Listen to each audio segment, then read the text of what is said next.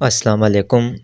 मैं वसवन मलिक और आज आप लोगों के लिए एक नई स्टोरी लेके आया हूँ एएमएस एपिसोड नंबर 4।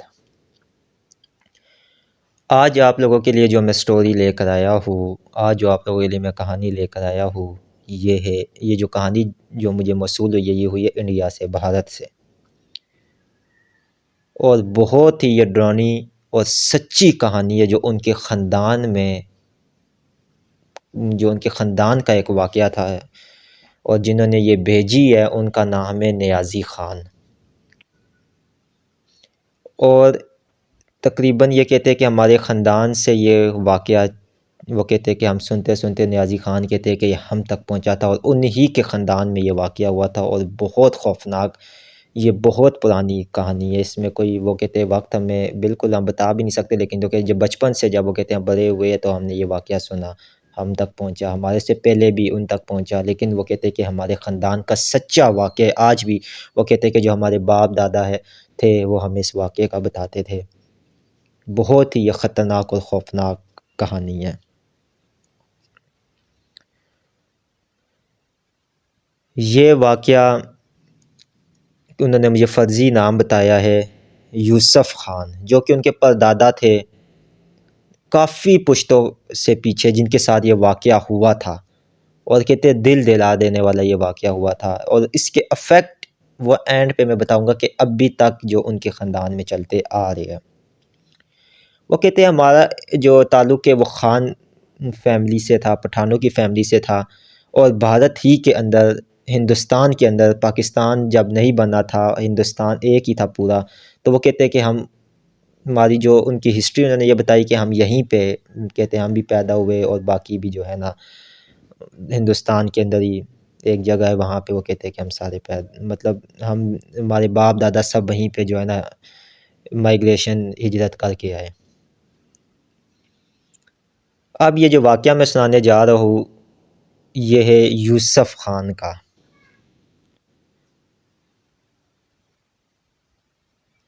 और नियाज़ी जो ख़ान ने, जिन्होंने मुझे स्टोरी भेजी है, वो ये कहते हैं कि की जब यूसुफ़ ख़ान जिस टाइम, उनकी उम्र, उनकी एज जो थी वो 7 साल थी, 7 साल का वो बच्चा था।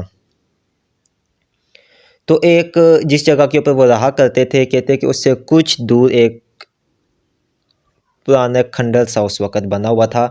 और वहाँ पे अमूमी तौर पे वो कहते हैं कि जिस जगह पे रहते थे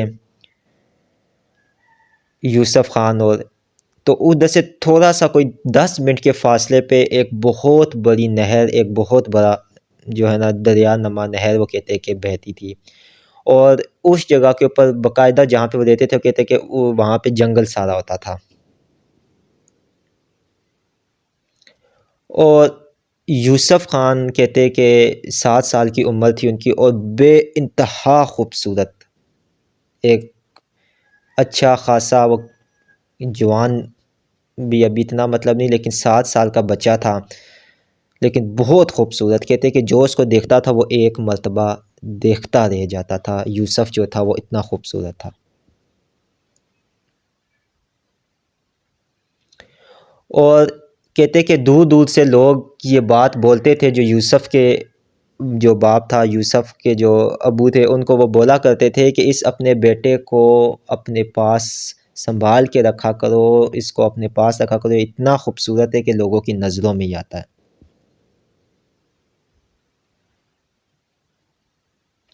और वो इतनी उस यूसुफ़ ख़ान के अंदर कशिश थी कि वो 7 साल का बच्चा जो था, इतनी उसके अंदर कशिश थी कि गैर मज़हब हिंदू लोग भी जो थे, वो भी उससे बड़ी प्यार और मोहब्बत किया करते थे। और उनके जो पंडित होते हैं वो भी बड़े उसके ऊपर शफ़क़त और बहुत ज़्यादा उसको जो है ना वो प्यार और मोहब्बत के साथ जो है ना उसे होते थे। वरना वो कहते थे कि उस वक़्त किसी के मज़हब के अंदर दख़ल-अंदाज़ी नहीं होती थी, या बहुत एक था तो बहुत प्यार मोहब्बत वाला रिलेशन, लेकिन वो कहते हैं कुछ मामलात उस वक़्त भी ठीक नहीं होते थे। लेकिन उसके बावजूद भी वो कहते हैं कि यूसुफ़ के साथ उनकी, उसकी एक कशिश खूबसूरती की वजह से बड़े उससे सारे जो है ना वो प्यार मोहब्बत किया करते थे। कहते वक्त गुज़रता गया, काफ़ी जब वो 8-10 साल गुज़र गए और यूसुफ़ की जब एज पहुंची 21-22 साल, बिल्कुल जवानी की उसकी जब एज पहुंची, जवान हुआ वो कहते कि हमारा वहाँ पे जो उनका काम था यूसुफ़ का, जो यूसुफ़ खान था उसका जो काम, उसके जो बाप दादे उनके जो थे परदादे, वो सारे जो काम करते थे वो करते थे, तांबे के जो होते ना बर्तन वगैरह बनाया करते थे।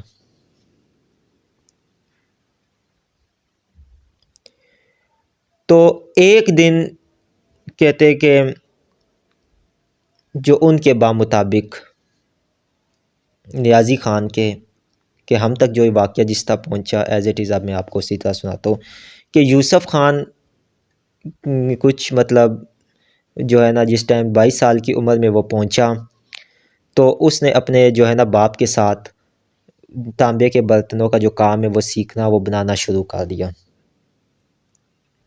दोपहर का वक्त था, कहते सख्त गर्मी थी और ये जून जुलाई का, वो कहते कि महीना बताते हैं कि जून जुलाई का महीना था। और जो यूसुफ़ खान के बाप थे, ठीक है, उनका नाम उन्होंने मुझे जो है ना फ़र्ज़ी जो बताया था, वो उन्होंने कहा था कि आप हमीद ख़ान रखें। हमीद ख़ान के जो बेटे थे वो थे यूसुफ़ खान। तो हमीद ख़ान ने यूसुफ़ खान को बोला कि तुम घर में जाओ और घर में जाके अपनी माँ से जो है ना खाना बना हुआ वो यहीं पे ले आओ। और उस वक़्त जो है ना उन्होंने एक जगह के ऊपर सठेला सा बनाया हुआ होता था और दूर तकरीबन 1 या आधे घंटे के फ़ासले पे वो उनको जाना पड़ता था। तो यूसुफ़ खान वहाँ से अपने जो है ना हमीद खान के हुक्म पर कि तुम जाकर घर से खाना ले आओ, तो वहाँ से वो कहते चलते-चलते, गर्मी बहुत सख्त थी। कहते हैं कि वो जो रास्ते में नहर बहती थी, उसका इतना खूबसूरत मंज़र होता था कि गर्मी है या सर्दी है, आपको वो नहर जो है ना वो इतनी दिलकश कि उसमें जो भी लोग आते थे ना, वो वहाँ पे उस नहर में मतलब पानी पीना उनका, और उसके बाद साफ़-सुथरा शफ़ाफ़ पानी उसके अंदर हुआ होता था। इतनी वो साफ़-सुथरा जो है ना वो नहर और उसकी वो खूबसूरती थी।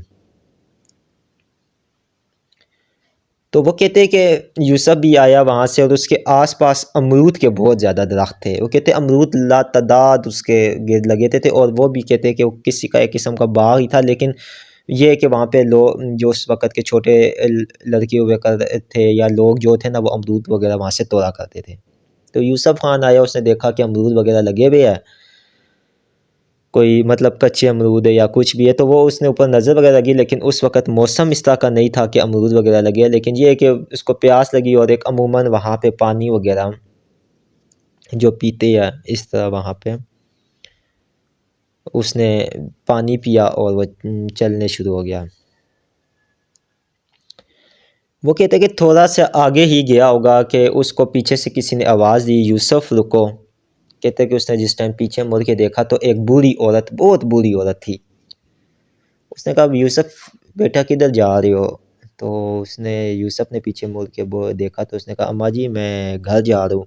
अरे बेटा, ये पानी की गागर सी होती है सब बनी हुई घड़े की तरह, ठीक है? तो ये उठा कर थोड़ा-सा आगे ले जाओ। यूसुफ ने देखा कि ये अम्मा जी जो है मतलब नहीं उठा सकती है, तो चलो उनकी मदद भी कर ली और इनको जो है ना घर में छोड़ आओ। तो कहते वो गागर उठा ली उन्होंने। यूसुफ कहता है मैंने गागर को जो है ना वो मतलब कंधे के ऊपर रख लिया और वो चलते गए। तो अम्मा ने मतलब वो जो बूढ़ी थी उसने पूछा यूसुफ से, कहाँ पे रहते हो? तो बताया कि फ़लाँ जगह के ऊपर जो घर है वो हमारा है। उसने कहा, अच्छा वो जो आपका जो बाप है वो ये बर्तन जो तांबे के बनाता है? उसने कहा, जी जी वो मेरे वालिद साहब है। ठीक है। तो यूसुफ ने उस बूढ़ी से पूछा कि मतलब वो चलता जा रहा, कहते कि मतलब उस गाँव था, एक देहात सा, उसके अंदर से थोड़े से फासले पे एक कच्ची सी रोड जाती थी, वो कब्रिस्तान की तरफ चली जाती थी। तो यूसुफ जब जाता जाता रहा तो उसने कहा कि बेटा बस ये यहाँ। उसने, अम्मा जी आप कहाँ पे रहती है? उसने कहा, ये कच्ची रोड जो जा रही। उसने कहा, अम्मा जी यहाँ पे तो कब्रिस्तान है। बोला, हाँ वो कब्रिस्तान जो है ना, उस कब्रिस्तान के अंदर जो है ना मतलब कब्रिस्तान के थोड़े से फासले के ऊपर अंदर वो फलां जो गोरकन नहीं होता था, उसकी मैं बीवी वो गोरकन तो ख़ुद तो फ़ौत हो गया है, तो अब मैं जो है ना वहाँ पे रहती हूँ, मतलब वो हमें जगह मिली हुई है। तो अब मेरा बेटा वहाँ पे जो है ना वो गोरकन का काम करता है, तो मैं, मेरा बेटा और बेटी हम वहीं पे रहते हैं। तो वो आज बेटा था नहीं, तो पानी वहाँ पे तुम छोड़ दो। वो कहता है ठीक है। वो पानी उठाए उस कब्रिस्तान के अंदर पार करता, वहाँ पे वो एक उसने देखा कि खंडर नुमा एक कमरा सा एक बना हुआ है, 2 कमरे से बने हुए हैं ना, उसके अंदर वहाँ पे वो पानी ले गया। उसको मतलब अंदर ही लेके गया, बाहर रख दिया, तो उसने कहा अम्मा ये ले, मैं अब जा। उसने कहा बेटा तुम इतनी गर्मी में, इतने धूप में इतना वज़न पानी का उठा के यहाँ तक आए हो, थोड़ी देर रुको, मैं तुम्हें अंदर जो है ना कुछ शरबत वग़ैरह पिला देती हूँ या कुछ ठंडा पिला देती हूँ, अंदर आ जाओ। उसने कहा अम्मा बात ये है कि मैंने वालिद साहब के लिए खाना लेकर जाना है, मैं अगर लेट हो गया तो वो जो है ना खफ़ा होंगे, डांटेंगे, तो आप मुझे, उन्होंने कहा बेटा 5 मिनट दो लगेंगे, तुम इतने दूर से आए, अभी फिर तुमने इतना सफ़र क्रॉस करके वापस जाना है, तुम जो है ना रुक जाओ, 2 मिनट लगेंगे। उसने कहा अम्मा इतना कह रही है, ठीक है, तो मैं यहाँ पे रुक जाता हूँ। कहते कि एक चारपाई सी पड़ी हुई थी, उसके ऊपर उस अम्मा ने कहा तुम यहाँ पे बैठो, मैं अभी तुम्हारे लिए पानी लेकर आती हूँ ठंडा। कहते वो अंदर गई, तो कुछ 5 मिनट या 10 मिनट के बाद कहते एक हसीन और जमील खूबसूरत लड़की हाथ के बीच में शरबत लिए उसके सामने आई। इतनी खूबसूरत थी कि यूसुफ़ का जो हुस्न था, यूसुफ़ की जो खूबसूरती थी, वो उसके सामने बिल्कुल फीकी थी। और यूसुफ़ ने उसको पहले नज़र में ही जिस टाइम देखा, तो उसको पानी और सब चीज़ें भूल गया और वो उसको देखता रह गया। वो इतनी खूबसूरत और इतना हुस्न उसके पास था।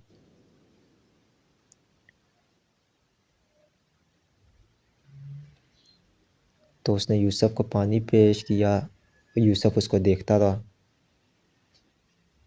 फिर उसने रुलाया उसको, यूसुफ़ को, कि ये पानी आप ले। वो फिर उसको यूसुफ़ को थोड़ा-सा हुआ। लेकिन यूसुफ़ के ज़हन, दिमाग और दिल के अंदर ये बात पक्की बैठ गई कि उसकी जो उसने वो लड़की देखी, उसके जो खूबसूरती, उसका हुस्न, वो उसके दिल और दिमाग के अंदर बैठ गया। उसने पानी पिया, लेकिन वो उसको पानी देके अंदर जा चुकी थी। अब यूसुफ़ के ज़हन में, दिल और दिमाग में सिर्फ़ और सिर्फ़ उस लड़की की तस्वीर घूमने लगी। और जब उसने पानी का गिलास रखा और उसने, उसको याद आया कि मैंने अपने वालिद के लिए खाना भी लेकर जाना, लेकिन उसके जो दिल में बात और उसके जो दिमाग में बात चल रही थी, वो यही चल रही थी कि किसी भी तरह ना मैं इसको एक बार फिर देख लूँ। लेकिन वो दोबारा सामने नहीं आई, तो बामजबूरन वो वहाँ से उठा और अपने घर की तरफ चल पड़ा। पूरा सफ़र करते हुए उसके ज़हन में, उसके दिल और दिमाग में बस उस लड़की का चेहरा था।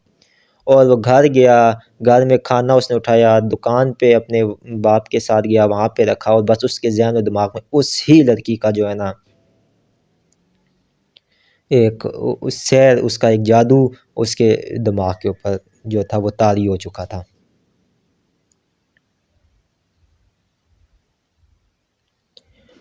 अब इस तरह होना शुरू हुआ कि यूसुफ़ बिल्कुल जो है ना मतलब दीवानों की तरह जो है ना वो उस लड़की को मतलब इतना पसंद करना शुरू, हालाँकि वो एक ही बार मिला था, लेकिन वो उसको बहुत पसंद आ गई थी वो लड़की।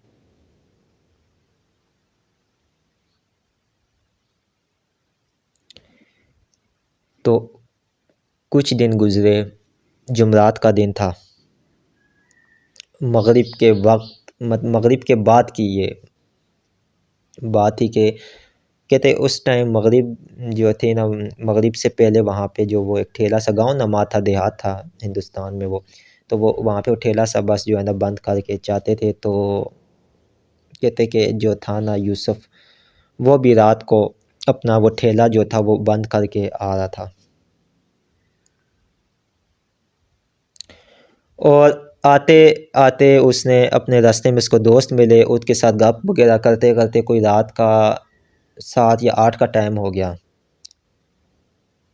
और जब वो उस नहर के पास पहुंचा तो आज उसने क्या देखा कि उस नहर के पास वही लड़की जिसने उसको पानी पेश किया था, पानी दिया था, वहां से वो पानी भर गया।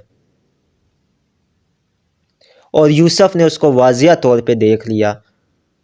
और उसने भी यूसुफ को आते हुए जब देखा तो एक नज़र यूसुफ की तरफ दे उसने यूसुफ की तरफ देखी और फिर पानी भर कर अब वो इस तरह किसी के मुंतज़िर करती कि ये कोई उठाए और वहाँ तक दोबारा ले जाए।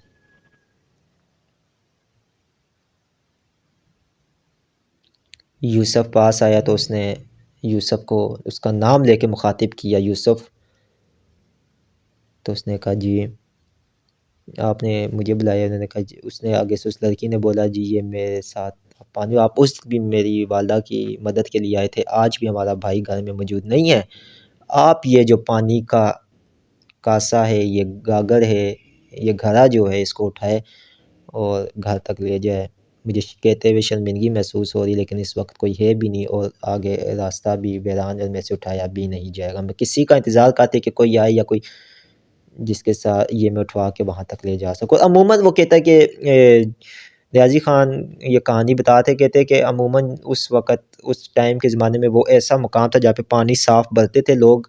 मतलब उन्होंने कहा कि हमारे तक जब स्टोरी पहुँची तो हमारे बुज़ुर्गों ने बताया था कि वो इस तरह का मुकाम था। अब भी वो कहते हैं कि मतलब वहाँ पे ही वो रहते, लेकिन वो अब ख़त्म हो गई सारी जो जगह थी वो। अब कहते हैं कि बिल्कुल नाला और ये चीज़ें बन गई, लेकिन वो कहते हैं कि वो इस तरह की जगह होती थी उस वक़्त भी। उनके बुज़ुर्ग बताया करते थे कि वहाँ पे ये एक आम सी बात है कि कोई भी गाँव का फ़र्द जाता था, वहाँ पे लेडीज़ जब पानी वगैरह भरने आती थी ना, तो वो फिर कोई ना कोई फ़र्द उठा के वो एक दौर जो था वो बहुत ही अच्छा और मोहब्बतों वाला दौर था। कहते हैं कि कोई भी लेडीज़ अगर वहाँ पे पानी लेडीज़ को देखते थे ना, तो वो उठा लेते थे, गाँव वाले खुद ही उनके जो होते थे जवान या जो भी होते थे कि बैलगाड़ी होती थी उस पे रखते थे या खुद ही कंधे पे उठा के ले जाते थे। तो वो एक इसकी ये बात नहीं थी कोई इसमें सोचने वाली कि जी ये कोई रोज़ाना ये पानी मतलब देके उनको पता होता था कि यार लेडीज़ नहीं उठा सकते, तो वो रोक देती थी कि फ़लाँ ये माल छोड़ दो, ये वो, तो कोई इसमें नई बात नहीं थी। इसी तरह वो उसने उठाया, लेकिन यहाँ पे सिर्फ़ बात ये नहीं थी कि यूसुफ उस लड़की को पसंद करता था। अब यूसुफ और वो दोनों चल पड़े। उस लड़की ने सबसे पहले यूसुफ से ये सवाल पूछा कि यूसुफ आप बहुत खूबसूरत हैं। आपकी जितनी भी तारीफ़ की जाए वो बहुत कम है।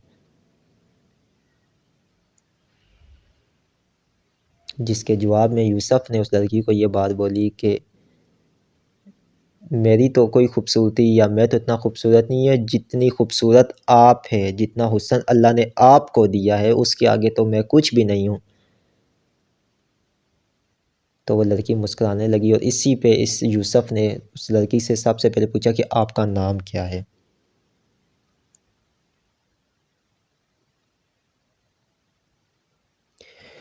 तो उस लड़की ने अपना नाम ज़ुन्नान बताया।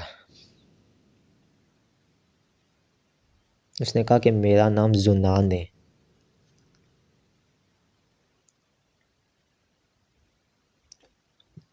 तो इस तरह इन दोनों के बीच में एक बातों का सिलसिला शुरू हुआ, लेकिन बीच ही बीच में वो जो लड़की थी, वो भी यूसुफ को पसंद करने लग गई थी। अब ये एक सिलसिला शुरू हुआ। यूसुफ उस ज़ुनान की मोहब्बत में ऐसा गिरफ़्तार हो चुका था कि पागलों की तरह, वो पागलों की तरह उसके जो है ना, अब उसके लिए जो यूसुफ के लिए जब वो दोपहर को खाना लेने आता तो वो सबसे ज़्यादा फ़ोकस बस वो ये इस इंतज़ार में रहता कि किस वक़्त मैं उस नहर के पास पहुँचूँ तो मुझे या तो वो बूढ़ी मिल जाए, पानी घर छोड़ने के लिए चला जाऊँ, या मुझे ज़ुनान खुद मिल जाए।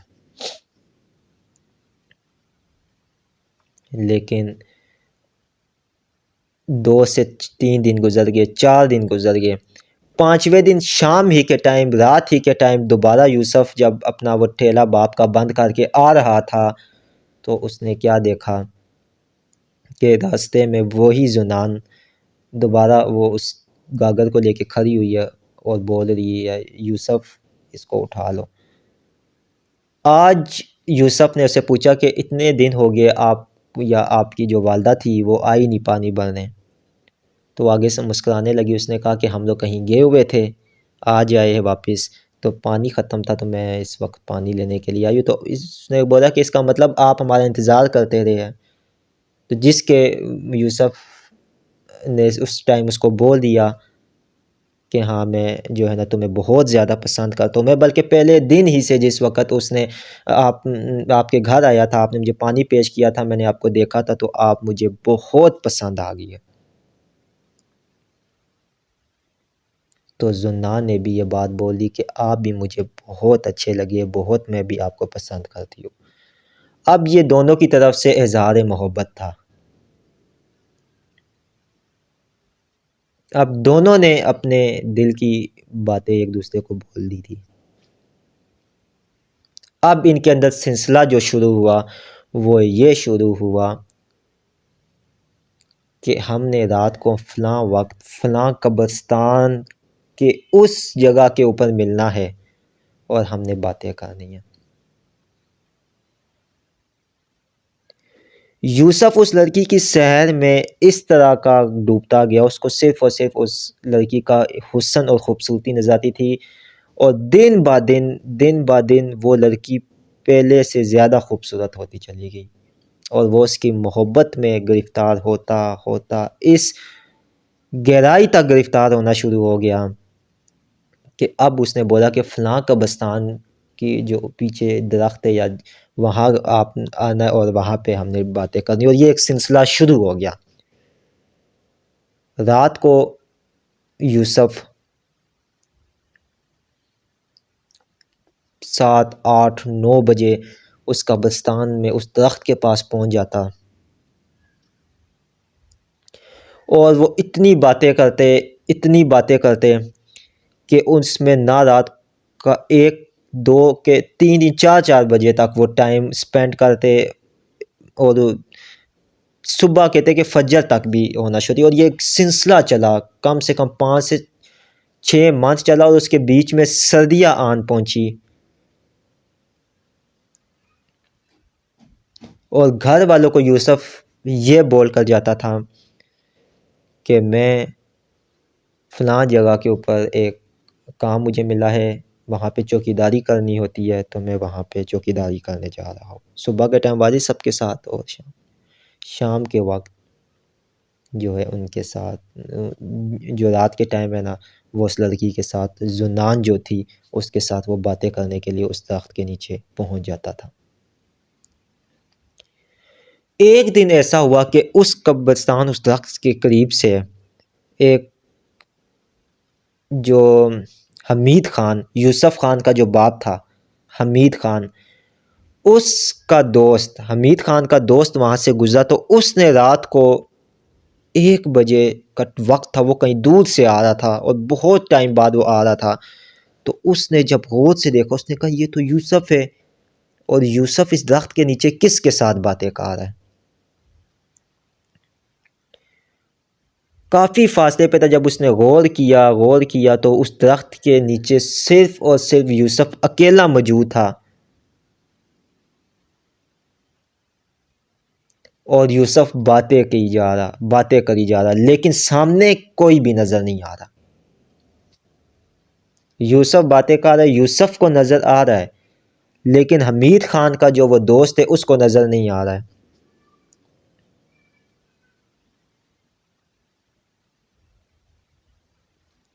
फ़ौरन हमीद ख़ान का वो जो दोस्त था वो यूसुफ के पास, एकदम यूसुफ हड़बड़ा गया। अब यूसुफ बिल्कुल हड़बड़ा गया और पसीने पसीने हो गया। उसने जब सामने देखा कि ये तुम्हें, उसने कहा आप यूसुफ किसके साथ बातें कर रहे हो, रात का वक्त 1 हुआ है और तुम इस दरख्त के नीचे से वीरान जगह पे किसके साथ बातें कर रहे हो। उसने बोला क्या मतलब किसके साथ बातें कर रहे हो। उसने उसका हाथ पकड़ा। जैसे ही यूसुफ का उसने हाथ पकड़ा तो यूसुफ ने एक ज़ोर से छंडा दिया और कहा, पश्तो में, मतलब पठान थे, पश्तो में उसने मतलब उसको ये बात बोली कि क्या है किधर। एक गुस्से के लहजे में उसने यूसुफ ने बोला कि क्या है किधर।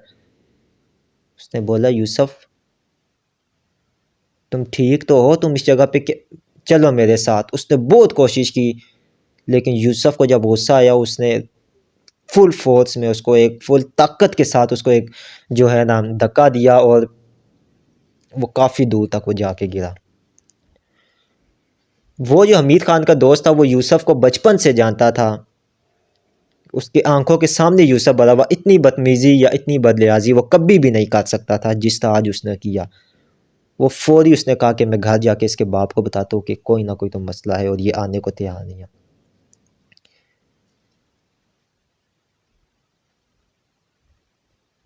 अभी वो इस बात के अंदर ही था यूसुफ भी कि इसने आज मेरे बाप को घर में जाके बता देना है। खैर उसने कहा जो भी हुआ देखा जाएगा, अगर पकड़े जाते तो मैं साफ बोल दूंगा कि मैं जुनान से प्यार करता हूँ, मैं से शादी करना चाहता हूँ और मेरी से शादी करवाओ। और फिर वो उस लड़की की सैर में ऐसा मुब्तला हुआ कि उसको पता ही नहीं चला सुबह फजर का वक्त भी हो गया और फिर वो वहाँ से फजर से पहले पहले वो वहाँ से, और उसने उसके जहन में कोई ये बात नहीं थी कि उसने क्या बोला कि किसके साथ बातें कर रहे हो, ये लड़की कौन, इस तरह की कोई चीज़ उसने बोली ही नहीं, क्योंकि उसको वो लड़की नज़र ही नहीं आती जो हमीद खान का दोस्त था। और ना ही इसके बारे में यूसुफ ने सोचा था और ना यूसुफ का दिमाग है, क्योंकि उसका दिमाग और उसकी हर चीज़ उस जुनान के कंट्रोल में थी।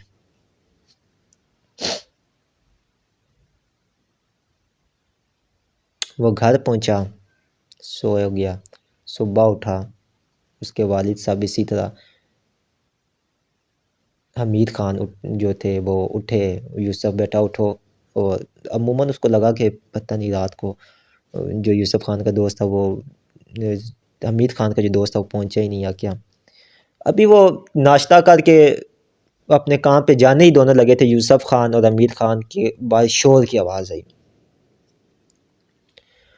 बहुत ज़्यादा शोर की आवाज़ आई और जब उन्होंने बाहर जाकर देखा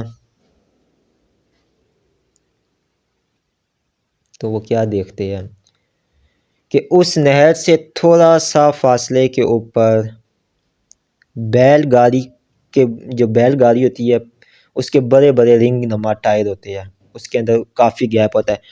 उस गैप के अंदर हमीद खान के दोस्त की लाश पड़ी हुई है। वो मर चुका है और किसी ने ऐसा उसको मारा है कि उस बैलगाड़ी के टायर के अंदर उसका सर देकर और उसकी टांगें दूसरी साइड से निकाल दी। मतलब ये एंगल उसका बना हुआ यू एंगल कि सर उसका वहाँ पे बैलगाड़ी के जो वो रिंग से उसके अंदर देकर और उसकी टांगें दूसरी साइड पे रिंग्स के अंदर दे दी ताकि यू बन गया और उसकी हड्डियाँ पसलियाँ सब कुछ टूट चुका था और वो वहाँ पे मरा हुआ था।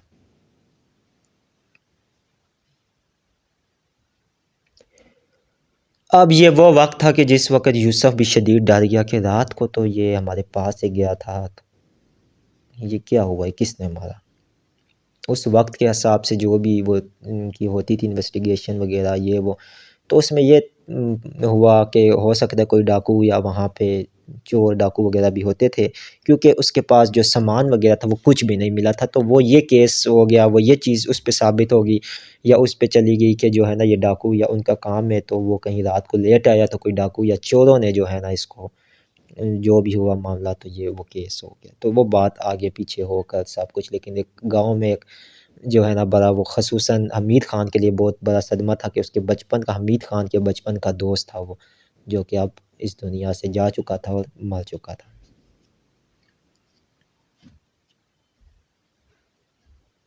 इसी तरह रात के वक्त दोबारा यूसुफ खान जो था वो जुनान के पास पहुंचा और उनकी बातों का एक सिलसिला वही शुरू हुआ।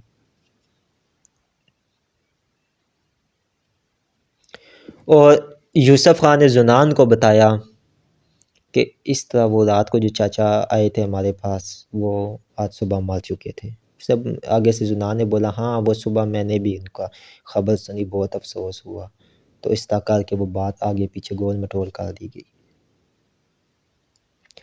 अब थोड़ा सा टाइम गुजरा कि रात के वक्त यूसुफ खान की वालदा की तबीयत ख़राब हुई और हमीद खान घर में अकेले थे। तो हमीद खान ने जो है वो उनको यूसुफ खान की वालदा को जो था वो हॉस्पिटल लेकर गए, या जो भी वहाँ उस वक़्त हॉस्पिटल तो नहीं होते थे, खैर वो उन्होंने बैद खाना या कोई इसका बताया था, कुछ नाम बताया था कि बैद खाने हुआ करते थे।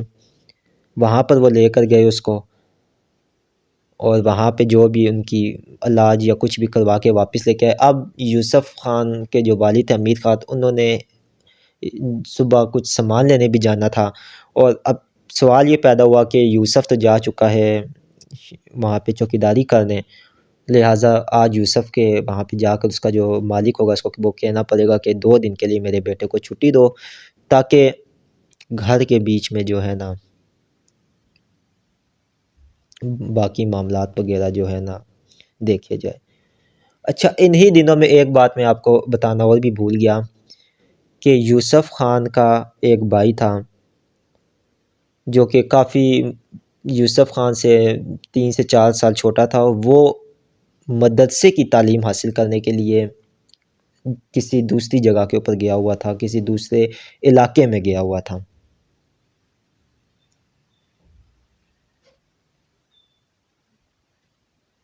और उसका नाम जो फ़र्ज़ी उन्होंने बताया, उन्होंने कहा वो रियल अपना भी बताया, वो फ़र्ज़ी बताया, तो उन्होंने जो नाम बताया खुरम, उन्होंने कहा आप खुरम नाम रख ले, तो ये नियाज़ी खान के कहने पे मैं खुरम नाम रख रहा हूँ। तो वो जो खुरम था छोटा भाई था, वो गया हुआ था किसी दूसरी जगह के ऊपर। तो अमूमन इस तरह हुआ कि जो हमीद खान था उसने घर बीवी को छोड़ा और वो चल पड़ा कि जिस जगह के ऊपर ये काम करता है वहाँ पे। तो उसने जो जगह बताई थी उस जगह के ऊपर वो पहुँचा। हमीद खान उससे पूछा कि जो यूसुफ को ज़रा बुलाए, मैंने मिलना। उसने कहा यूसुफ? कौन यूसुफ? उसने कहा मेरा बेटा यूसुफ खान। उसने कहा यूसुफ खान के ना, यहाँ तो कोई भी यूसुफ खान नहीं काम करता, या कोई चौकीदारी यहाँ नहीं करता। चौकीदारी उस वक़्त हुआ करती थी, वो कहते हैं कि वहाँ पे फसलें हुआ करती थी जिस तरह के खेत है गंदम के, तो वो बड़े जो जागीरदार लोग होते थे वो चौकीदारी पे रखा करते थे ताकि रात को कोई जंगली जानवर इन फसलों को ख़राब ना कर सके। और वो कहते हैं ख़ुसूसन कटाई के मौसम में या ऐसे मौसमों में जब वो बीज वग़ैरह या वो बोते थे ना, तो उस वक़्त वो रखते थे कि वहाँ पे कोई उनकी फसलों को ख़राब ना कर सके।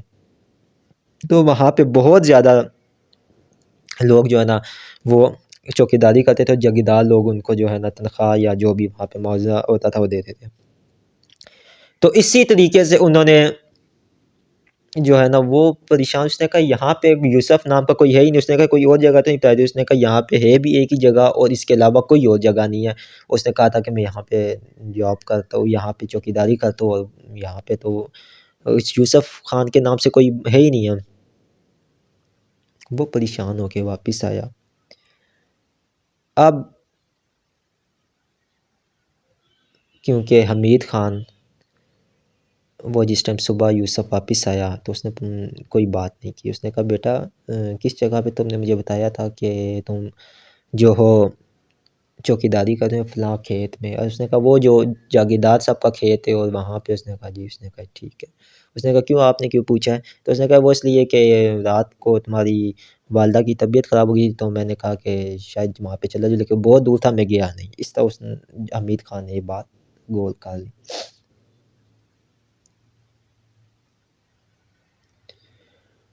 अब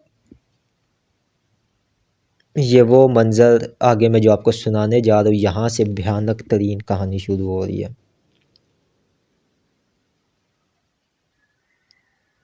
अब रात के वक़्त जब यूसुफ गया ज़ुनान से मिलने के लिए, तो वो कहते हैं कि जो हमीद खान उसका पीछा करते करते करते उसके पीछे जाने शुरू हो गए। हमीद खान देखता है कि वो कब्रिस्तान के अंदर से होते रात का वक्त, और तकरीबन सर्दियों की रातें शुरू हो चुकी थी, और कब्रिस्तान एक भयानक तरीन कब्रिस्तान, खुद सोचे, सख्त भयानक। दूर दूर कहीं पे कहते थे कोई कुत्तों की, गिद्धों की आवाज़ें आए, सुनसान, सिर्फ और सिर्फ कब्रिस्तान में खामोशी, और जहाँ भी आप नज़र घुमाए वहाँ पे आपको वो कब्रें नज़र आएगी। और एक साइड पे वो नहर जो रात को एक भयानक मंजर, एक तो कब्रिस्तान भयानक मंजर पेश कर रहा है, उसके अलावा एक नहर भी जो खूबसूरत दिन के वक्त और रात के टाइम एक भयानक मंजर शो करती थी।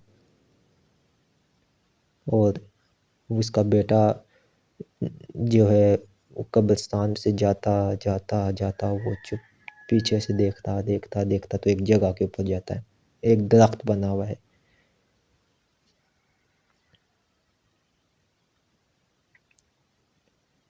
और उस दरख्त के नीचे जाकर वो बैठ जाता है, और वहाँ पे बातें शुरू हो जाती हैं उनकी।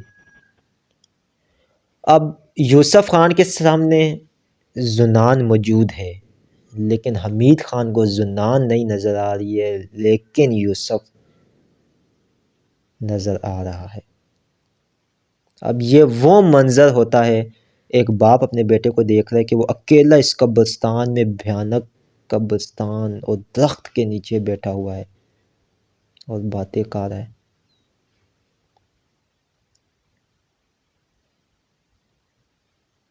फौरी तौर के ऊपर हमीद खान ने यूसुफ का हाथ पकड़ा और कहा, यूसुफ तुम यहाँ पे किससे बातें कर रहे हो?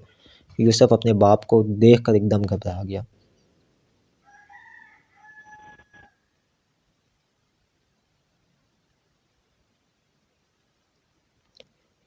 जैसे ही हमीद खान ने ये बात बोली कि यूसुफ तुम किससे बातें कर रहे हो, तो साथ ही जुनान उसके जिस्म के अंदर दाखिल हो गई। यूसुफ के जिस्म के अंदर दाखिल होके तो अब एक मर्द के अंदर से एक औरत, एक लड़की बोलने लगी, और उसने बोला कि यूसुफ मेरा है और मैं यूसुफ की। तुम्हारा बेटा मुझे बहुत पसंद आ चुका है, तुम इसके बाप हो, यहाँ से चले जाओ वरना मैं तुम्हें मार दूंगी।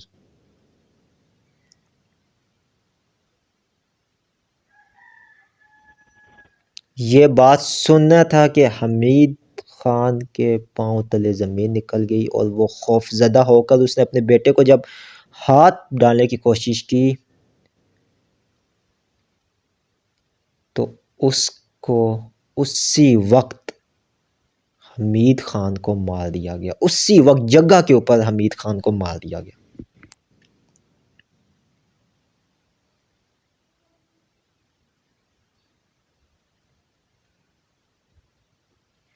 अब ये वो मंज़र था, यूसुफ को अंदर जुनान आ चुकी थी। असल में जुनान एक चुड़ैल थी। ये आगे जाकर आपको मुकम्मल तौर के ऊपर इसके बारे में पता चलेगा, क्योंकि आज मैं पार्ट वाइज तो नहीं बनाऊंगा, आज मैं पूरी स्टोरी एज इट इज़ 1 घंटे की बने या 1.5 घंटे की बने, क्योंकि मुझे पहले भी कहा था कि आप जो है ना पार्ट्स में ना बनाए, आप हमें एज इट इज़ पूरी स्टोरी सुनाए। तो ये फिर 1 घंटे की या 1.5 घंटे की जितनी भी बनेगी मैं as it is full story सुनाऊंगा आपको।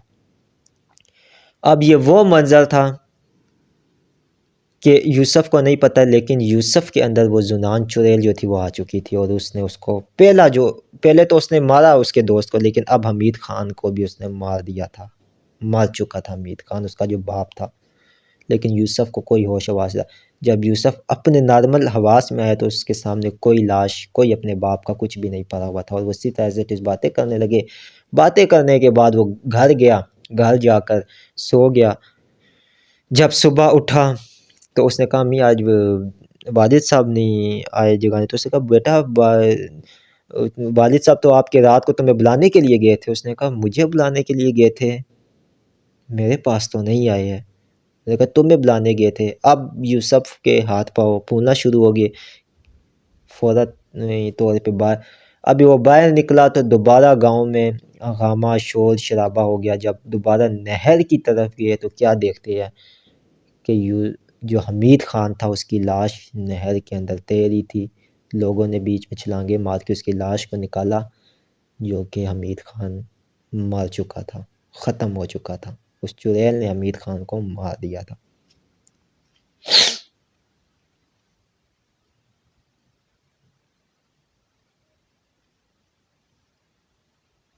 अब ये वो मंज़र, भयानक मंज़र और एक ऐसा सदमा था उनके लिए, यूसुफ खान के लिए और उसकी माँ के लिए और उसके भाई खुर्रम खान के लिए, जो कि कहीं और मदरसे की तालीम लेने गया हुआ था। ये ऐसा उसके लिए भयानक मंज़र था कि उनके घर के ऊपर क़यामत टूट पड़ी थी। क्या हुआ, किस तरह मरा, यही बात सारी हुई कि रात को यूसुफ को रोकर लेने गया था, क्या हुआ, किसी ने धक्का दिया या इस तरह ये वो करके उसको दफना दिया गया, उसका जनाजा हो गया, सब कुछ हो गया, हर मामला हो गया। तो इस तरह 3 से 5 दिन या 7 दिन गुजर गए। तो जो है ना, सारा मामला होता रहा, इन्वेस्टिगेट जो भी मामला हुआ, लेकिन कोई सुराग कुछ भी ना मिला कि क्या हुआ किस तरह। बस ये है कि वो नहर के अंदर डूब गया, मर गया।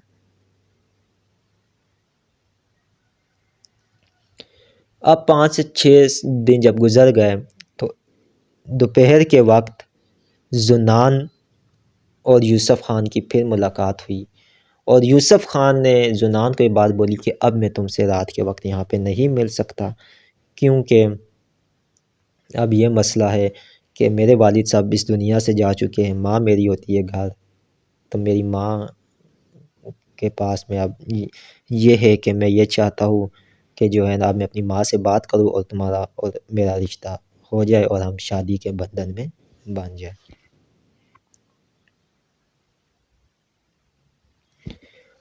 अब ये बात सुनी थी तो जुनान मुस्कराई और उसने कहा ठीक है, तुम वहाँ पे मुझसे नहीं मिलो, मैं तुम्हारे घर आ जाया करूँगी तुमसे मिलने के लिए रात के वक्त।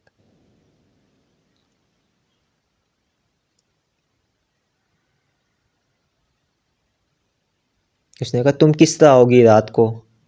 उसने बोला, जुनान ने कहा कि ये तुम मुझ पर छोड़ दो, मैं तुम्हारे घर आ जाया करूँगी तुमसे मिलने के लिए। बस तुम फ़लाँ टाइम छत के ऊपर या जो भी जगह घर में वहाँ पे हो जाओ, हम वहाँ पे मिला करेंगे।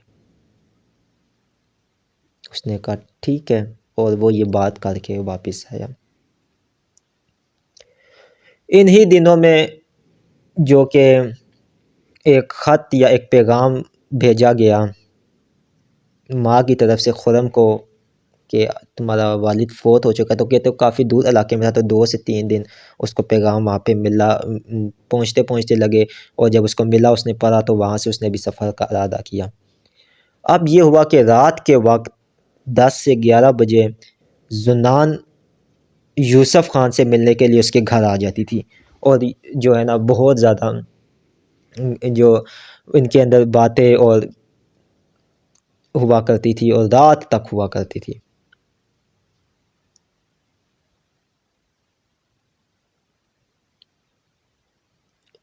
और एक दिन, क्योंकि जुनान असल में तो एक चुड़ैल थी, लेकिन वो दिखावे के लिए कि तुम ये दरवाज़ा खोल लो, मैं इस दरवाजे से आ जाऊँगी, असल में वो हर जगह से आ सकती थी उसके घर में। तो एक दिन इस तरह हुआ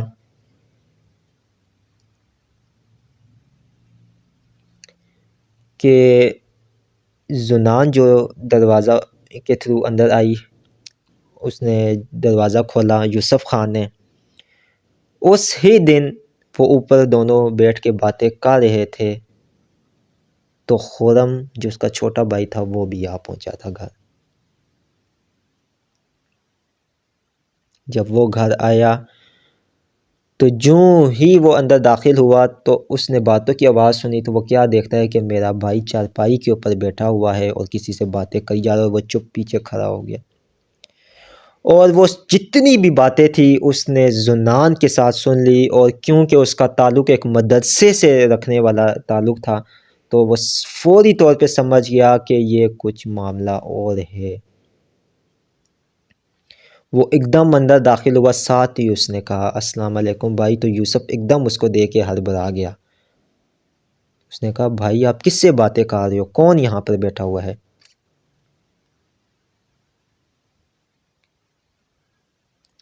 आगे से यूसुफ खान ने कहा तुम्हें कोई नज़र नहीं आ रहा है?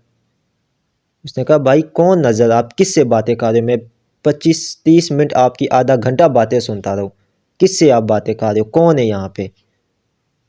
तो एकदम जुन्नान उसके अंदर दाखिल हो गई, यूसुफ के अंदर, और उसने वही जो मर्द के अंदर से औरत की आवाज़ बोली कि मैं जुनान हूँ और ये यूसुफ मेरा है और मैं इसकी हूँ, तुम बीच में मत पड़ो वरना मार दिए जाओगे। ये वो मंज़र था कि जिसको देख के खुर्रम अपनी जगह के ऊपर हक्का बक्का रह गया बिल्कुल। लेकिन यूसुफ का ताल्लुक़ मदरसे से था, तो उसने एकदम आयतुल कुर्सी पढ़ना शुरू कर दी। यूं ही उसने आयतुल कुर्सी पढ़ी तो वो जुनान अपनी ताकत में आई और उसने बोला कि बंद कर इसको वरना मैं तुझे मार दूंगी। उसने कहा नहीं बंद नहीं होगा तो मेरे भाई को छोड़। उसने कहा नहीं, तेरे भाई को मैं नहीं छोड़ूंगी और तुझे भी नहीं छोड़ूंगी, अभी तो मैं जा रही हूँ, लेकिन ये बात याद रखी जो मैं तेरी हालत करूंगी सब लोग कानों को हाथ लगाओगे। ये कह के तो वो गिर गया। अब पहली चीज़ जो उसको समझ आई खुर्रम को, क्योंकि वो भी एक जवान लड़का था, उसको समझ आई, उसने सबसे पहले आयतुल कुर्सी पढ़ पढ़ के अपने उस भाई के ऊपर फूंकी। जब उसको होश आया उसने माँ को उठाया और पूरा किस्सा बता दिया। उसने कहा ये हुआ। यूसुफ इस बात को मानने के लिए राज़ी नहीं था। उसने कहा नहीं, हाँ मैं प्यार करता हूँ, जुनान है। उसने कहा भाई अगर आप प्यार करते हैं तो आप मुझे बताएं ना, आप बेहोश क्यों हुए, और आप उसको अगर पसंद करते तो मुझे ये बातें किस तरह पता चली? वो थी, वो चुड़ैल है और उसने आप पर अपना काबू, अपना कंट्रोल किया हुआ है।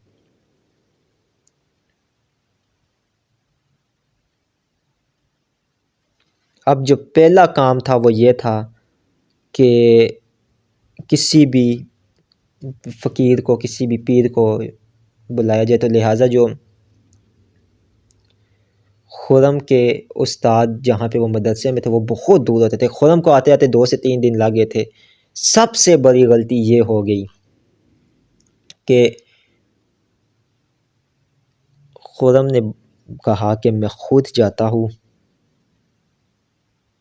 और मैं अपने उस्ताद को बुला के लाता हूँ। यही बात हुई। वो बेचारा रात को आया, सुबह के वक्त उसने फजर की नमाज़ पढ़ी और वो चल गया अपने उस्ताद। अब उसी मदद से उसी कि ये मामला बहुत ख़राब है। यहाँ पर जब अगले दिन जुनान उस घर में दाखिल हुई तो यूसुफ ने जुनान को बोला कि जुनान तुम कौन हो? तो उसने कहा यूसुफ मेरी बात सुनो। उसने गुस्से में आके कहा यूसुफ ने, जुनान तुम कौन हो? तो उस वक़्त उस जुनान ने बताया कि मैं एक जिनज़ादी हूँ, मैं एक चुड़ैल हूँ, मैं एक जिनज़ादी हूँ और मैं तुमसे प्यार कर बैठी हूँ, मुझे तुमसे मोहब्बत है। तुम जिस वक़्त वहाँ पे आए थे वो जो मेरी माँ थी वो भी एक जिनज़ादी है, वो भी जो है ना एक जिन्नी है, और हम बचपन में ही फ़लाँ दरख्त के नीचे रहते थे और जब मैं छोटी थी तो मेरी माँ मुझे कहा करती थी कि तू बड़ी होगी तो तेरा रिश्ता वो यूसुफ से करवाऊँगी, और मैं तुम्हारे से अब भी नहीं, मैं बचपन ही से तुमसे प्यार करती हूँ, मैं बचपन ही से तुम्हारी हूँ, मैं बचपन ही से जो है ना तुम्हारे ऊपर आशिक थी, और अब हम दोनों ने एक दूसरे को इज़हार किया है, अब हमारे बीच में जो भी आएगा मैं उसको मार दूँगी।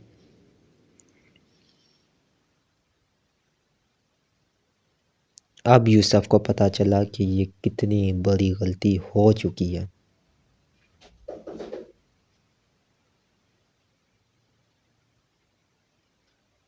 और ये बहुत बड़ी जो है ना उससे मिस्टेक हो चुकी थी।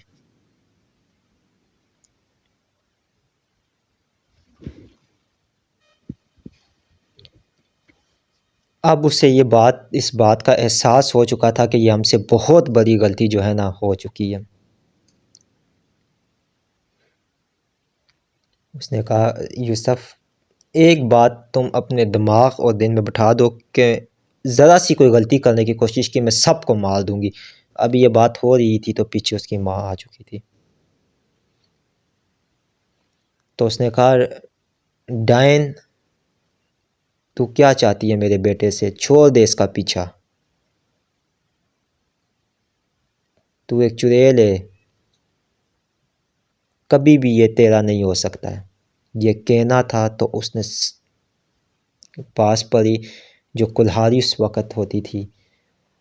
कहते कि हवा में वो कुल्हाड़ी उड़ती आई और कहते कि ये वो भयानक मंज़र था। यूसुफ के सामने उसकी माँ को लगी और दरमियान में उसके बिल्कुल जो है ना 2 पीस उसके जिस तरह होते ना हुए नहीं, लेकिन दरमियान से वो पूरी काटी गई और जगह के ऊपर मर गई।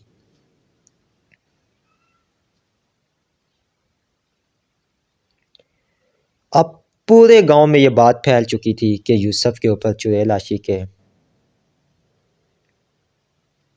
यूसुफ के साथ चुड़ैल है जिसने इसकी माँ को भी मार दिया। और अब ये बात भी क्लियर होगी कि इसके बाप को भी उसी ही ने मारा। अब यूसुफ के ऊपर जो कैफियत तारी हुई, जो बेहोशी का आलम तारी हुआ, वो ये था कि अब वो उस कब्रिस्तान में जाता और पड़ा रहता। अब उसको खाना पीना सब कुछ भूल गया था। और वहाँ जो खुरम अपने मदरसे पहुँचा था तो उसके उस्ताद ने, जो उसके मदरसे के जो थे, वो उन्होंने बता दिया था। उन्होंने कहा था यूसुफ नहीं बचेगा। उसने बोल दिया था कि ये इतनी ताकतवर है कि खुरम तुम यहाँ पे आ गए हो, अब तुम्हें वापस हम नहीं भेजेंगे वरना वो तुम्हें भी मार देगी। अब तुम अपने माँ बाप भाई को भूल जाओ, उसको बचाना नामुमकिन है। और वापस कभी भी तुम उस गांव में मत जाना, कभी भी तुम उस गांव में नहीं जाना। और वहाँ पे फिर खुरम को पूरी कहानी उसके जो उस्ताद थे, जो रूहानियत भी रखते थे, उन्होंने बता दिया कि क्या हुआ था। फ़लाँ फ़लाँ जो हमीद को मारा गया, तुम्हारे बाप को मारा गया, तुम्हारी माँ को मार दिया गया। ये सदमा खुरम के लिए बहुत था ख़तरनाक, लेकिन उसने बोल दिया था कि जो है ना यूसुफ भी नहीं बचेगा। तो इसी तरह एज़ इट इज़ काफ़ी टाइम, तकरीबन कहते हैं कि यूसुफ ने खाना पीना छोड़ दिया था, घर तो उनका वीरान हो चुका था, वो उस कब्रिस्तान में ही पड़ा रहता था। और लोग जब वहाँ पे जाते थे उसको देखते थे, वो बस एक मिट्टी की कब्र सी बस इसी तरह बनी होती थी, उसके ऊपर कोई शापर लपेट के सोया होता था, एक पागल जिस तरह हो गए थे।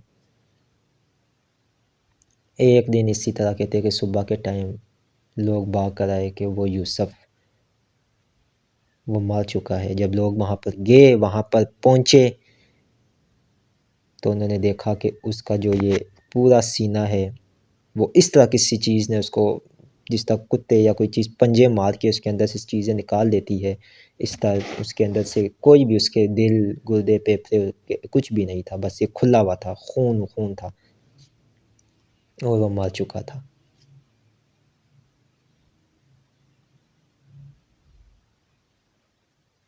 और उसको वहीं पे उस ही कब्रिस्तान में दफना दिया गया था। और जब वो मर चुका था तो खुरम को उसके जो रूहानी उस्ताद थे उन्होंने बता दिया था कि बेटा, अब तुम्हारा भाई यूसुफ आज इस दुनिया में नहीं रहा। और ये वो कहते हैं कि काफ़ी अरसे बाद, कोई 1 से 1.5 साल बाद, उसकी माँ के मर जाने के 1 से 1.5 साल बाद, वो यूसुफ भी चला गया था, मर चुका था। कहते हैं कि जब उसकी माँ मर चुकी थी, उसके बाद वो खाना पीना सब कुछ भूल के बस वो उसका दिन रात उसका कब्रिस्तान में होता था। उस चुड़ैल ने ऐसा उसको कर दिया था कि वो यूसुफ जो कि खूबसूरती में उस पूरे जो गांव था, देहात था, मिसालें लोग देते थे वो यूसुफ इस तरह का हो चुका था कि लोग कहते थे कि ये क्या है, ये वो यूसुफ है। फिर उसके बाद जो खुरम था उसको फिर उनके उस्ताद और वो दोनों उस कब्रिस्तान में दाखिल हुए थे और बहुत तकरीबन उसके यूसुफ के मर जाने के 5 से 6 साल बाद वो कहते हैं कि वो उस कब्रिस्तान में आए थे और उस दरख्त के पास जाके उन्होंने उस चुड़ैल को हाजिर किया था। उन्होंने कहा तुझे कुछ कहते नहीं क्योंकि हम तो उससे लड़ नहीं सकते, तेरी ताकत बहुत ज़्यादा है। उन्होंने उस टाइम भी ये बात बोली थी। लेकिन हाँ, हम ये बात जानना चाहते हैं कि तूने अगर तू यूसुफ से मोहब्बत करती थी तो फिर तूने यूसुफ को क्यों मारा? तो उसने ये बात बोली कि उस यूसुफ मुझसे नफ़रत करने लगा था, मैं उसके प्यार में पागल थी, मैं उसके लिए हर चीज़ करना चाहती थी, लेकिन उसने मुझसे नफ़रत करना शुरू कर दी थी। तो फिर मैंने उसकी वो हालत करके रख दी कि वो पागल हो चुका था, वो दीवाना हो चुका था, वो खाना पीना भूल चुका था, वो मिट्टी ही खाता था, वो गलाज़त ही खाता था, वो गंद ही खाता था। उसका यहीं पे सोना, यहीं पे उसका वो हुस्न जिसके ऊपर लोग रश्क करते थे, उसका हुस्न मैंने इस मिट्टी में मिला के रख दिया था। और कहते कि खुरम वहाँ पे बहुत रोया, बहुत रोया। और उसके बाद फिर उस चुड़ैल ने आखिरी जो बात बोली वो ये बात बोली कि इनके ख़ानदान में, इनकी नस्ल में अगर कोई भी ऐसा हसीन और जमील लड़का यहाँ पे आता है, इस कब्रिस्तान में आता है, तो उसको मार दिया जाएगा। क्योंकि खुरम की बचत इसलिए होगी थी कि उनका रूहानी उस्ताद थे, तो उनको इस बात का पता चल चुका था कि यहाँ पे अब आपकी नस्ल नहीं चलेगी, ये चुड़ैल जो है, ये डायन जो है, ये उसको नहीं चलने देगी। कोई भी असीर जो मिली अगर पैदा होता गया तो उसने उसको मार देना है। तो लिहाजा फिर खुरम जो उनका आखिरी एक ख़ानदान का वारिस बच चुका था, फिर वो उस इलाके से जहाँ पे वो पहले मदरसे में था वहाँ पर ही चला गया और फिर उसने वहाँ पर शादी की और वहाँ से फिर उनकी आगे नस्ल चलती गई। लेकिन ये कहानी असली और सच्ची कहानी है जो उनकी नस्ल दर नस्ल और आज तक ये नियाज़ी ख़ान सब तक पहुँची। और उन्होंने कहा कि इसके इफ़ेक्ट देखे गए हैं, जिसमें ये नहीं है कि अगर वहाँ पे नहीं भी गए, लेकिन वो कहते हैं ये इफ़ेक्ट देखे गए हैं कि कोई भी जो है ना, अगर हमारे ख़ानदान में हसीन और जमील पैदा होता है तो उसकी ख्वाब में एक लड़की आती है और ये जो जुन्नान नाम है ना, जुन्नान, वो कहते हैं कि उसके कानों में उनके पुकारा जाता है जुन्नान, और वो कहते हैं कि ये हकीकत है। और नियाज़ी ख़ान जो है वो कहते हैं कि मेरे अपने सक्के बेटे जिसकी उम्र वो कहते हैं कि अभी 14 से 15 साल थी, तो जब वो कहते हैं कि खेलता था, बड़ा था, तो कहता था जुनान जुनान जुनान, कि आज तक भी उनको ये आवाज़ आती है, लेकिन नुकसान कोई नहीं हो सका क्योंकि उसने कहा था कि जो इस इलाके में, इस कब्रिस्तान में आएगा वो मार दिया जाएगा। कहते हैं कि वहाँ पे तो ना कोई गया, ना कोई, बिल्कुल ख़त्म, ना किसी को पता है, लेकिन ये कहानी अब तक आती गई और ये जुन्नान जो नाम था, ये वो कहते असली नाम था उस चुड़ैल का, जो कि वो कहते आज भी हमारे ख़ानदान में वो कहते इसके बारे में चलता आ रहा है।